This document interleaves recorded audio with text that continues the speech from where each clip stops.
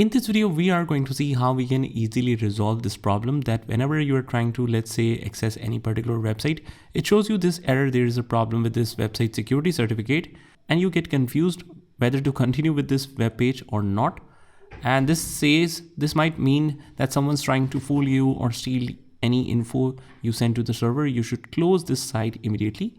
So there could be a problem even if you're accessing the most safest website like Google, Facebook, or YouTube. It's not just for the suspicious websites. So first of all, for a quick fix, you need to check whether your date and time is correct. Because when your date and time is not accurate or correct, it might show you a lot of errors or problems. So what you can do is just right click on this, click on adjust date and time, and make sure the time zone is set to automatic.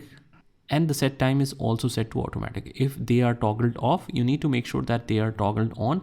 And as soon as you toggle on, it will take some time to sync it with the current date, and then just make sure that the time and date is accurate with the current date and time. And also we need to make sure that the date and time is synchronized properly with the internet time. So if let's say you toggle this on and still it is showing some date that is behind the current date, what you can do is just go to the start menu and write here date and time,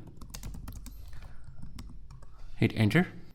Or since it is Windows 11, we can head over to the control panel to see the traditional settings.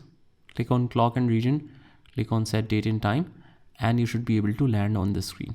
Click on internet time, change settings, and make sure that this is checked mark. Synchronize with the internet time server, make sure this is checked. And also you might need to click on update now, click OK, and you are good to go. And once that is done, you might need to close the browser and reopen that. And in most of the cases, the problem should be resolved. I hope you found this video helpful, and if you did, hit the like button and subscribe to our channel, and I will see you in the next one.